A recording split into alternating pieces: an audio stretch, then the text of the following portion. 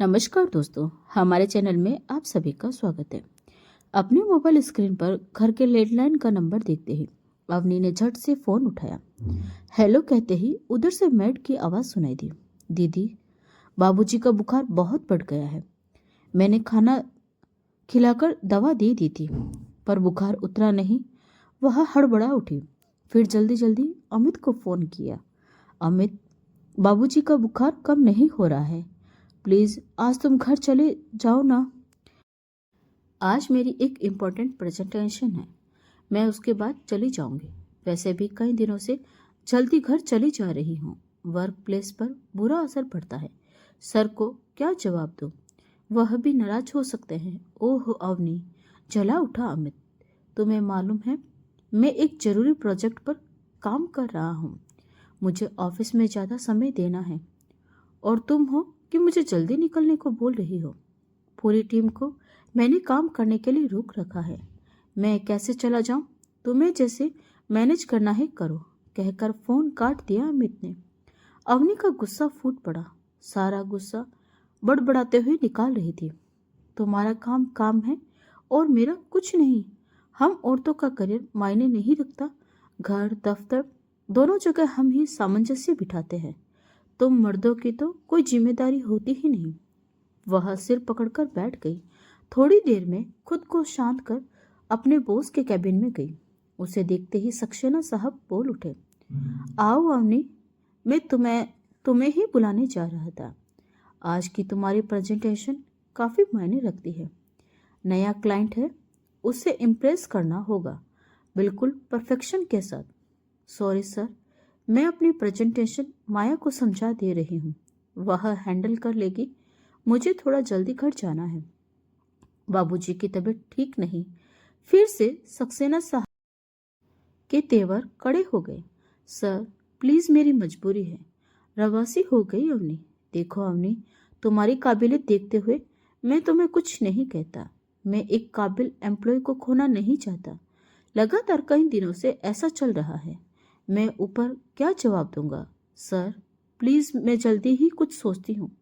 Okay, पर client नया है। तुम माया को सारी डिटेल समझाकर जा सकती हो। Thank you sir, thank you very much, कहते हुए अपने केबिन से बाहर आई। माया को सारी डिटेल समझाकर निकल ही रही थी कि कुछ पुरुष सहकर्मी की आवाज कानों में पड़ी। यार, इन शादीशुदा औरतों को काम पर रखना ही नहीं चाहिए। इनके ऊपर घर की जिम्मेदारी इतनी होती है कि दफ्तर के कामों पर ध्यान ही नहीं देती। हाँ यार, पर पुरुषों के मुकाबले करने के चक्कर में ये घर पर बैठती ही भी तो नहीं। तिल मिला उठी अवनी। मन तो चाहा मुंह तोड़ जवाब दे, पर वक्त की नजाकत को समझते हुए जल्दी जल्दी घर के लिए निकल पड़ी।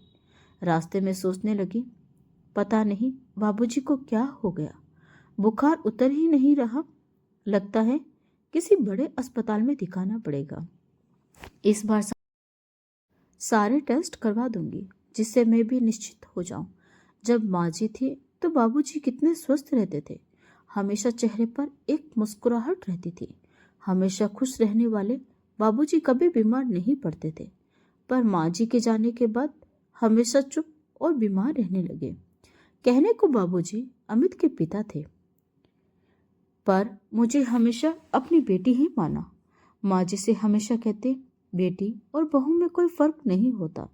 बेटी पहले आती है और फिर जल्दी से ही विदा हो जाती है, जबकि बहू देर से आती है, फिर सारी उम्र साथ रहती है। माँ जी उनकी बातें सुनकर मुस्कुरा देती। माँ जी भी अवनी को बेटी ही मानती थी। अमित इकलौते थे, तो बेटी और बहू दोनों का प्यार अवनी को ही मिला। अवनी को अपनी सास की याद आने लगी। माँ जी थी तो उसे घर की सारी जिम्मेदारियों से मुक्त रखती थी। हमेशा प्रोत्साहित करती रहती, मैं तुम्हें कामयाब देखना चाहता हूँ, इसीलिए मन लगाकर दफ्तर में काम किया करो। घर संभालने के लिए मैं हूँ ही। वैसे भी तुमने इतनी मेहनत से पढ़ाई की है, उसका फल तो मिलना ही चाहिए। तुम अपने कार्यस्थल पर औरत होने की वजह से पीछे रहो, यह मैं सहन नहीं कर सकती। अगर तुम्हें काबिलियत है तो आगे बढ़ो। जब माँ बाप बेटे बेटियों को एक समान पढ़ाते लिखाते हैं, तो फिर औरत समाज पीछे क्यों रहे? तुम्हारे माँ बाप ने कितने अरमानों से तुम्हें पढ़ाया होगा, इसीलिए उनकी उम्मीदों को पूरा करो। माँ जी के इन शब्दों ने उसे काफी हौसला दिया और वह आगे बढ़ती चली गई। दोनों बच्चों के होने पर भी उसने सिर्फ मैटरनिटी लीव ही ली थी। सब कुछ माँ जी ही संभालती रही। घर और जिंदगी दोनों ही व्यवस्थित चल रही थी। समय पंख लगाकर उड़ रहा था, पर अचानक माँ जी के जाने से सब बिखरने लगा। सब कुछ अव्यवस्थित हो गया। घर ऑफिस दोनों संभालने में अवनी परेशान हो रही थी। जब वो घर पहुंची तो देखा बाबूजी कंबल ओढ़कर लेटे थे। बच्चे पास ही बैठकर होमवर्क कर रहे थे और मैड खाना बना रही थी। उसे देखते ही बाबूजी बोल पड़े, अरे बेटा, आज तो फिर जल्दी आ गई। तो और क्या करती, आपकी तबीयत सुधर नहीं रही। चलिए जल्दी से, मैं आपको डॉक्टर को दिखा दूँ।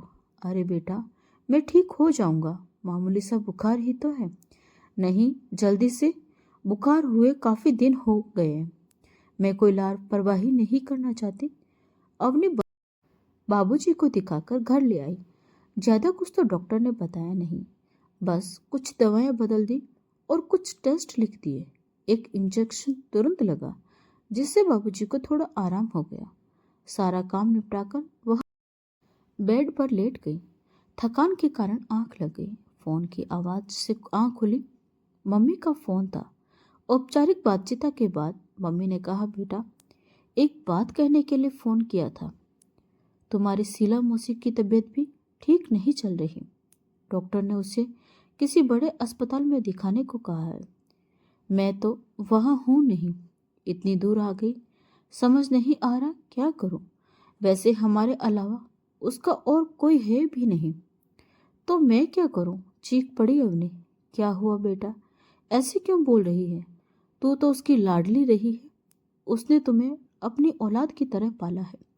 तुझे गोद में लेकर वह अपनी गोद का सोनापन भूल गई।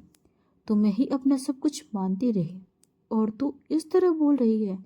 हाँ माँ, पर मैं किस किस को संभालूं? घर, दफ्तर, बाबूजी कम थे जो अब शीला मौसी भी। अरे पहले मन को शांत कर बेटा। समस्या इतनी बड़ी भी नहीं जितनी तुम्हें लग रही है। जब मन विचलित हो तो सारी समस्या पहाड़ जैसी लगती है। जब शांत मन से उसका निवारण करो तो एक एक कर सब हो जाती है। काश मैं इस समय तुम्हारे पास आ सकती, पर घुटनों के दर्द ने ज्यादा चलना फिरना मुश्किल कर रखा है। तुम पहले अपना मन शांत करो, फिर सोचना कैसे क्या करना है। अवनी को लगा माँ सही कह रही है। फोन रखकर अपनी आंखें बंद कर लेट गई। अमित भी ऑफिस से आ गए, पर अवनी का नाराज चेहरा देखकर कुछ कहा नहीं। रात में बिस्तर पर अमित ने प्यार से उसके बालों को सहलाते हुए कहा, अवनी, बहुत परेशान हो। क्या करूं, चारों ओर से परेशानी ही दिख रही है, कोई हल दिख नहीं रहा। अगले महीने से बच्चों के एग्जाम भी शुरू होने वाले हैं। ऐसे समय में बाबूजी, शीला मौसी, बच्चे, दफ्तर, क्या क्या संभालूं? कोई बात नहीं, सब हो जाएगा। अमित ने प्यार से कहा, फिलहाल तुम ऑफिस से एक हफ्ते की छुट्टी ले लो। वैसे भी तुम्हारी छुट्टियां बची हुई है। एक बार सब मैनेज हो जाए फिर रेगुलर जाना।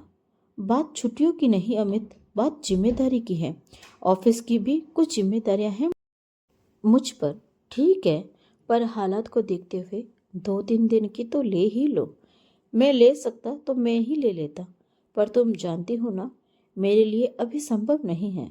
बच्चों के एग्जाम के समय मैं ले लूंगा, अमित ने समझाते हुए कहा। सुबह अवनी ने 2 दिन की छुट्टी ले ली। अमित ने गाड़ी भेजकर मौसी को गांव से बुला लिया। गेस्ट रूम में मौसी के रहने की तैयारी ही कर ही रही थी, तभी मौसी ने घर में प्रवेश किया। मौसी के गले लगते ही एक सुखद अनुभव हुआ। ध्यान से देखा, अवनी ने मौसी को काफी कमजोर हो गई थी। मौसी, बाबूजी और मौसी दोनों को एक ही अस्पताल में दिखाया गया। सारे टेस्ट करवाए गए, पर दोनों की ही रिपोर्ट नॉर्मल आई। कुछ विटामिन्स की दवाइयाँ और वायरल की दवाइयाँ बाबूजी को भी दी गई, जिससे वे भी ठीक होने लगे।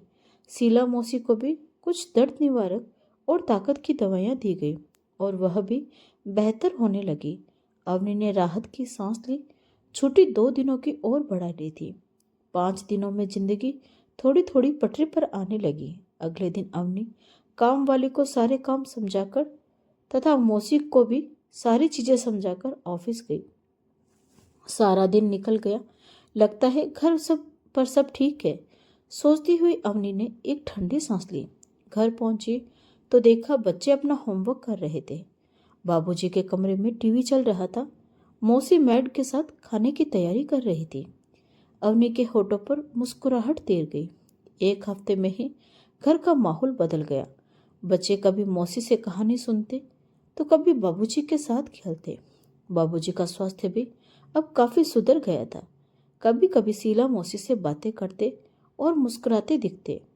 रविवार के दिन अवनी थोड़ा देर तक सोई।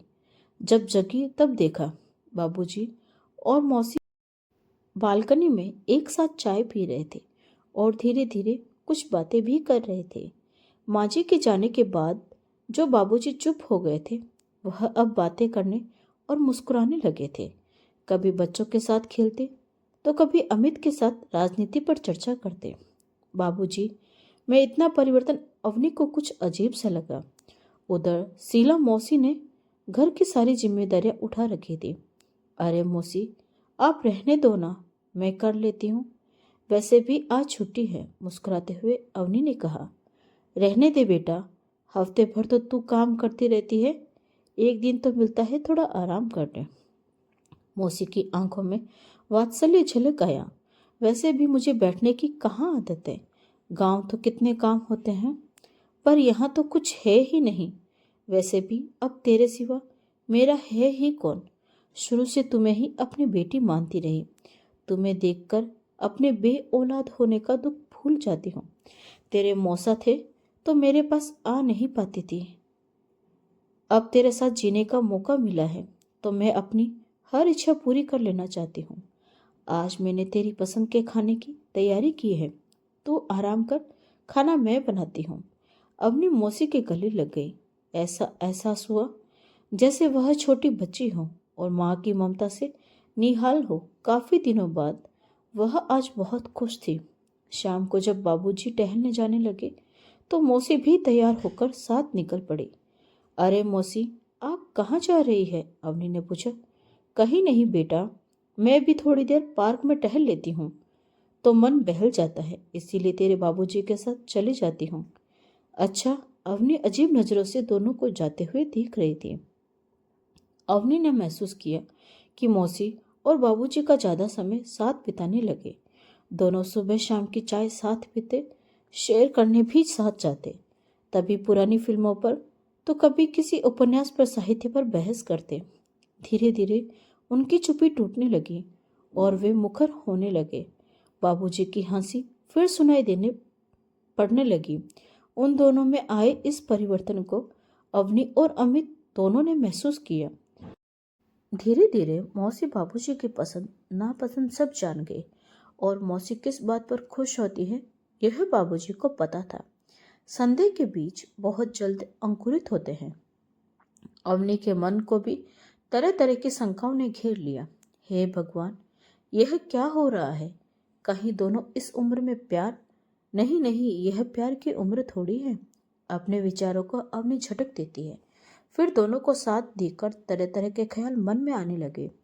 अगर ऐसा वैसा कुछ हो गया तो समाज में क्या मुंह दिखाऊंगी? नहीं नहीं, मैं मौसी को गांव भेज देती हूँ, यही ठीक रहेगा। आज ही अमित से बात करती हूँ। रात में अवनी ने अमित से कहा, मैं सोच रही हूँ मौसी को गांव भेज दूँ। क्यों? अमित ने आश्चर्य से पूछा।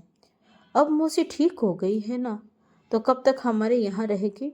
कैसी बात कर रही हो अवनी? तुम्हारे सिवा उनका है ही कौन? मौसा जी अब है नहीं और अपने बच्चों की जगह वह तुम्हें ही देखती आई है।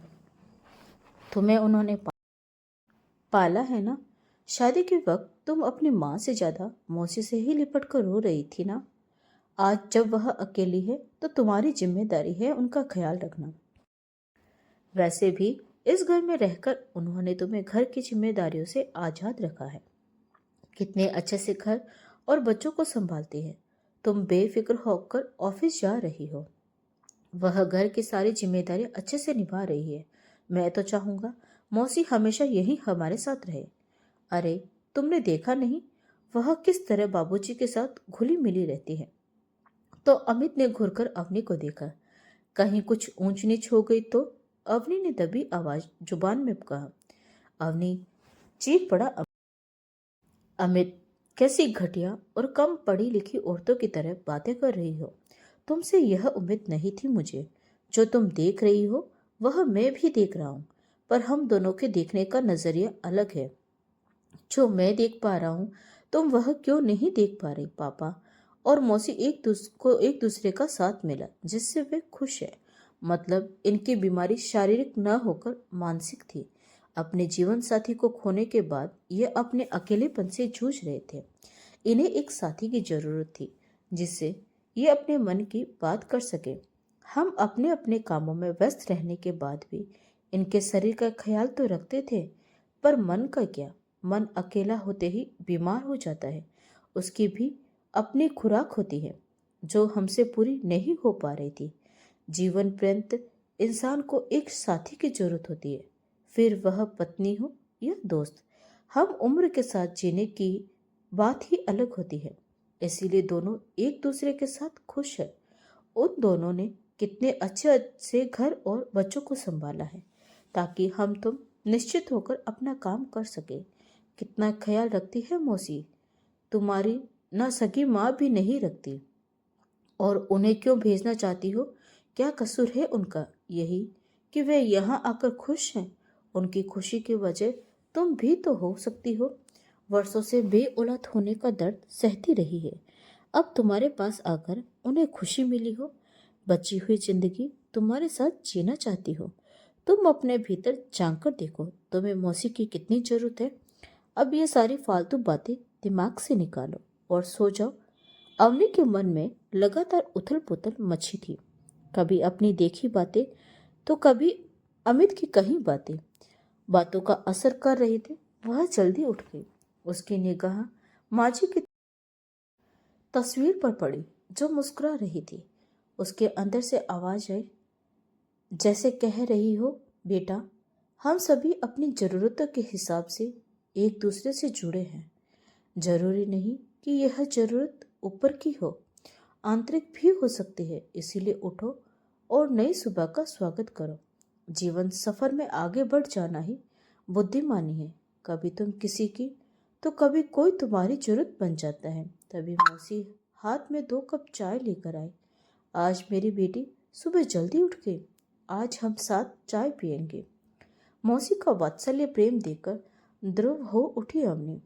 बेटा तुमसे एक बात कहनी थी। हाँ बोलिए ना। मौसी की गोद में सिर रखकर लेट गई अवनी। मन बिल्कुल शांत था। बेटा मैं गांव जाना चाहती हूँ। पर क्यों? चौंक उठी अवनी। अरे कितने दिन तेरे घर रहूंगी। अब मैं ठीक हूँ, अपना ख्याल रख सकती हूँ।